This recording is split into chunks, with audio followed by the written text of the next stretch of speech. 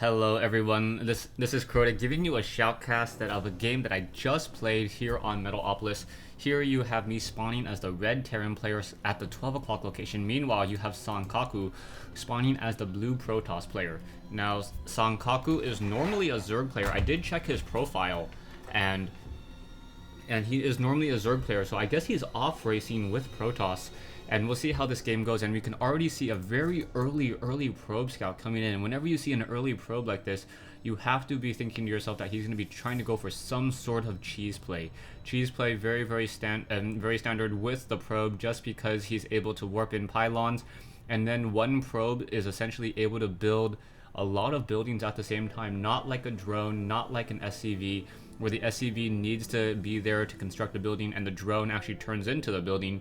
The probe, on the other hand, the probe is able to warp in buildings like this and then walk along its merry way. So he's doing a blind pylon there, and that blind pylon is simply because he knows that there's a 50-50 chance that he will be able to start warping in gateways. So luckily for me, I did place a supply depot on my front door. I don't put my barracks there, as I normally like to put a bunker here now, and now this probe is going to try to come back into my base because I have sight. Even if that one supply depot, even if he was able to sneak around, he now comes in here and now warps in a gateway. So a very early gateway now inside my base, and as he's trying to just warp in more and more, and perhaps going to try to start zealot rushing me, I am wandering around with an SCV. He now warps in a second gateway.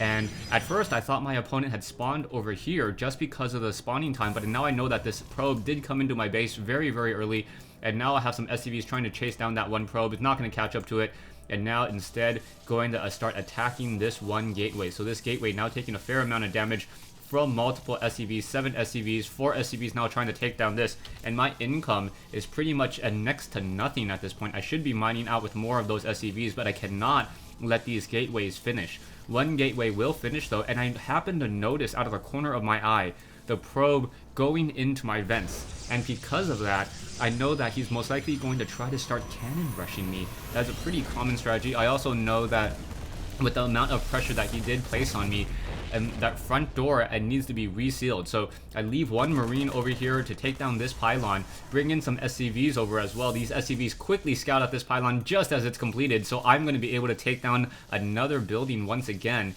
And even though all these SCVs are currently not mining, I will be able to take down 2 pylons and 1 gateway this early into the game.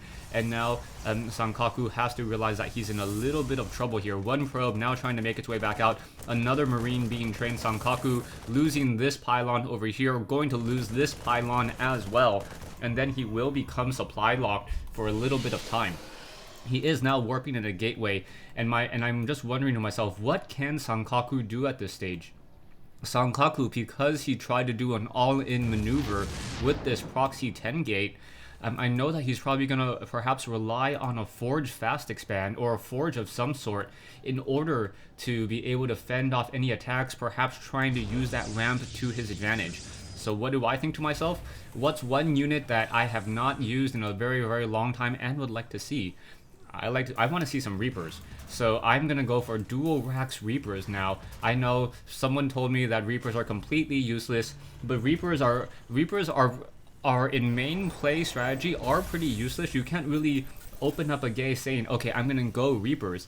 But in a game like this where everything is just the book was just thrown out the window already, Reapers are going to become very valuable. Most of the time, players try to avoid cannons inside the mineral line. They rather put it on their ramps and on their choke points, as Marines and Marauders have such decent range that Marines and Marauders are able to shoot at probes without getting attacked back. You can also see the fast expansion down over here, also getting a cybernetics core here, and I'll talk about this in just a moment.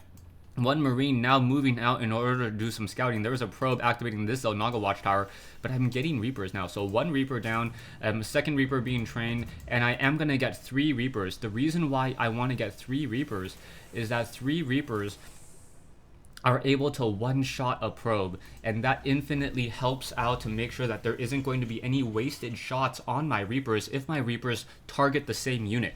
So I'm now currently getting another Reaper here, Reapers taking an astronomical amount of time to build. 45 seconds. That is the only one food unit that takes over 30 seconds to build, I believe. And yeah, so one food unit taking 45 seconds to build. I am also making sure that the Zealot doesn't spot my Reapers. I need to make sure that my Reapers come off as a complete surprise against my opponent. You can see he has a Forge. He's chrono boosting it now, getting that armor upgrade. I don't know why he's not getting the weapons upgrade. Perhaps he wants to combine it with Guardian Shield.